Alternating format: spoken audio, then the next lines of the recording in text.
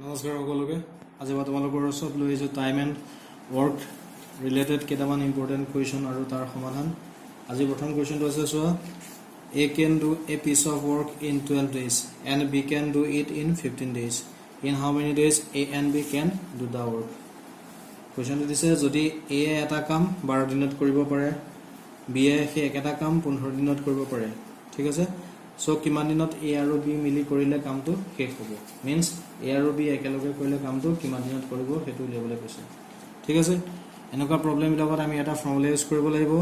সেই ফৰ্মুলাটো হৈছে x Y divided by x plus Y, ঠিক আছে। য'ত এক্সে বুজাব প্ৰথমজন মানুহে কাম কৰোঁতে লগা সময়, ঠিক আছে, আৰু ৱাইটোৱে বুজাব ছেকেণ্ডজন মানুহে কাম কৰোঁতে লগা সময়।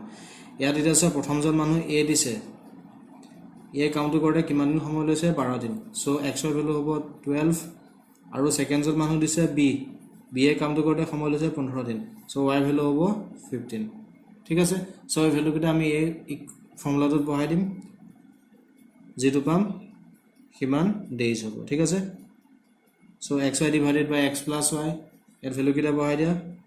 এক্সৰ ভেলু 12 ইনটু 15 ডিভাইডেড বাই 12 প্লাছ 15। এইটো মাল্টিপ্লাই কৰিব নালাগে কাৰণ কেঞ্চেলেই যাব, ঠিক আছে।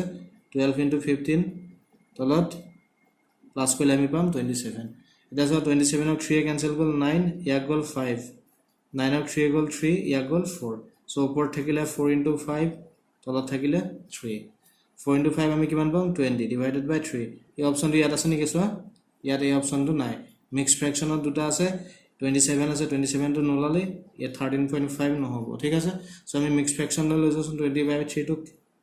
20/3ক যদি আমি মিক্স ফ্ৰেকশ্যনলৈ নিওঁ তেতিয়া হৰণ কৰিব লাগিব, 6 টাইমছ 18, 18, ৰিমাইণ্ডাৰ 2। সো এইটো মিক্স ফ্ৰেকশ্যন লিখোঁতে লিখিম, এইটো যিটো ভাগ ফল মেইনছ কোচিয়েণ্ট সেইটো ছাইডত আহিব, ভাগ সেই ৰিমাইণ্ডাৰটো ওপৰত যাব আৰু ডিনমিনেটৰটো ডিনমিনেটৰ হিচাপে থাকি যাব। সো আমি পাম 6 ইনটু 2/3 ডেইজ। সো এ আৰু বি এ যদি একেলগে কামটো কৰে তেতিয়া কিমান দিন সময় ল'ব, ঠিক আছে। সো ইয়াৰ কাৰেক্ট আনচাৰ হৈছে অপশ্যন চি, 6 ইনটু 2/3 ডেইজ। এটা অপশ্যন ইয়াৰ চিমিলাৰলি আছে চোৱা, এইটো আকৌ ভুল দিলে ভুল হ'ব দেই, ঠিক আছে, এইটো সাৱধান থাকিবা। সো ইয়াৰ কাৰেক্ট আনচাৰ হ'ব অপশ্যন চি। নেক্সট কুৱেশ্যনটো আছে চোৱা, A can finish a piece of work in 10 days, B in 12 days and C in 15 days। A এটা কাম কৰোঁতে কিমান দিন সময় লয় 10 দিন, বি এ সেই কামটো কৰোঁতে 12 দিন আৰু চি এ সেই কামটো কৰোঁতে 15 days 15 দিন সময় লয়।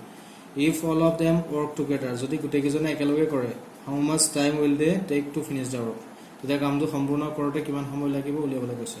অপশ্যন এইকেইটা দিয়া আছে, ঠিক আছে। এতিয়া আমি আগৰ প্ৰব্লেমটো 2জন মানুহৰ পাইছিলোঁ, এইটোত আমি 3জন মানুহ পাইছোঁ। সো 2জন মানুহ থাকিলে সেইটো ফৰ্মুলা ইউজ কৰিবা, 3জন মানুহ থাকিলে এইটো ফৰ্মুলা ইউজ কৰিবা। X Y Z divided by X Y plus Y Z plus Z X, এইটো ফৰ্মুলা ইউজ কৰিব লাগিব। ইয়াত এক্স ৱাই এক্সে বুজাব প্ৰথমজন মানুহে কাম কৰোঁতে লগা সময়, ৱাইটোৱে ছেকেণ্ডজনে কাম কৰোঁতে লগা সময় আৰু জেডটো থাৰ্ডজনে কাম কৰোঁতে লগা সময়, ঠিক আছে। সো আমি ইয়াত এক্সৰ ভেলু হ'ব, প্ৰথমজন মানুহ দিছে এ কামটো কৰোঁতে সময় লাগে 10, সো এক্স ইকুৱেল টু কি হ'ব 10 days। ৱাই ইকুৱেল টু হ'ব ছেকেণ্ডজন মানুহ দিছে বি এ কামটো কৰোঁতে সময় লাগে 12 দিন, সো ৱাই ইকুৱেল টু হ'ব 12 days। এণ্ড চি 3 নম্বৰজন মানুহ দিছে চি এ কামটো কৰোঁতে সময় লয় 15 দিন, সো জেড ইকুৱেল টু হ'ব 15 days। সো আমি এক্স ৱাই জেড এই ভেলুকেইটা ইয়াত বহাই দিওঁ, ঠিক আছে। সো বহালে আমি পাম 10 into 12 into 15 divided by X Y 10 into 12 plus Y Z 12 into 15 plus Z X 15 into 10। ওপৰত মাল্টিপ্লাই কৰিব নালাগে, কেঞ্চেল যাব পাৰে, তেনেকৈ ৰাখি দিয়া 10 ইনটু 12 ইনটু 15 বুলি, এইকেইটা মাল্টিপ্লাই কৰা কৰি প্লাছ কৰা, ঠিক আছে। সো 10 ইনটু 12 হ'ব 120, 12 ইনটু 15 এইটো যদি আমি মাল্টিপ্লাই কৰোঁ তেতিয়া আমি পাম 180 প্লাছ 15 ইনটু 10 আমি পাম 150, ঠিক আছে। 10, 12, 15 তলত এইকেইটা প্লাছ কৰিলে আমি পাম 450। 10, 12 ইনটু 15 ওপৰত, এইটো প্লাছ নহয়, তলত আমি প্লাছ কৰিলে কি পাম 450।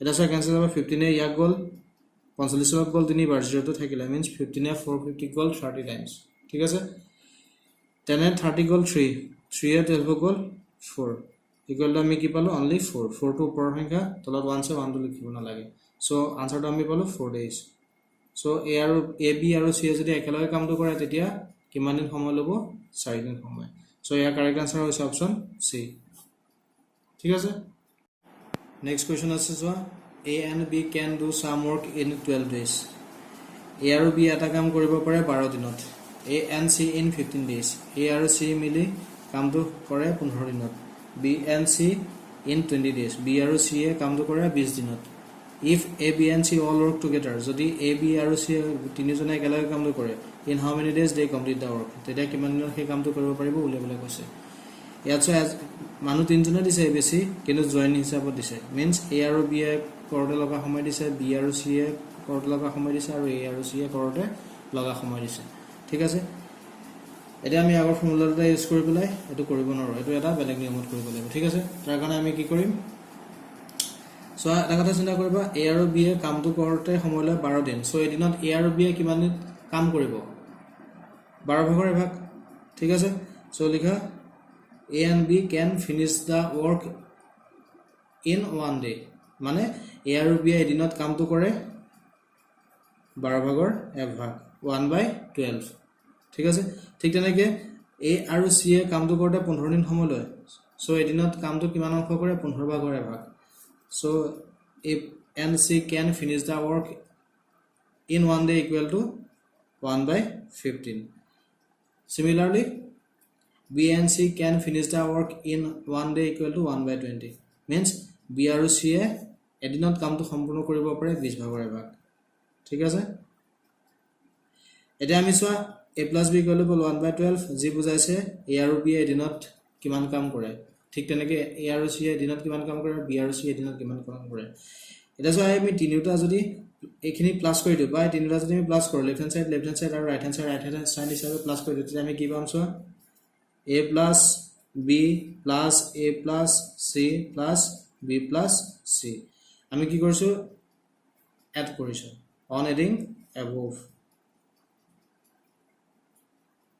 ঠিক আছে on adding above we get this so right hand side তেনেকৈ প্লাস কৰা 1/12 plus 1/15 plus 1/20 ঠিক আছে ইয়াৰ এলসিএম ল'ব লাগিব 12 15 আৰু 20 এলসিএম হ'ব 60 কৰি চাবা process মতে 12 এ 60 ডিভাইড কৰা 5 পাব 5 into 1 5 হ'ব 15 এ 60 ডিভাইড কৰা 4 হ'ব 4 into 1 4 হ'ব 20 এ 60 ডিভাইড কৰা 3 হ'ব 3 into 1 3 হ'ব 5 plus 4 plus 3 হ'ব আমি 12/60 ক্যান্সেল যাব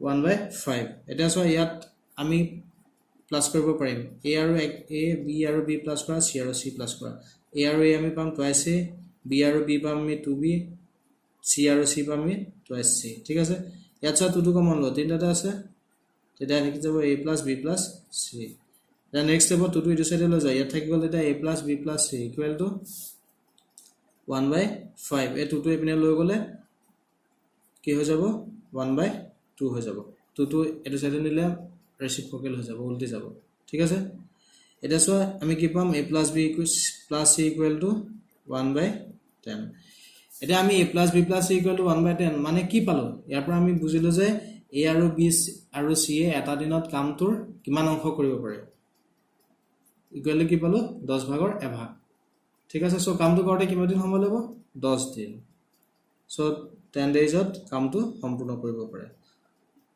সো আমি কি পালোগে A B আৰু C can finish the work in one day equal to 1/10 therefore A B and C if all work together then they complete the work in 10 days যদি A B আৰু C যদি একেলগে কামটো কৰিব কৰে তেতিয়া 10 দিন সময় ল'ব সো ইয়াৰ কাৰেক্ট আনসাৰ হৈছে অপচন A অপচন A হৈছে ইয়াৰ কাৰেক্ট আনসাৰ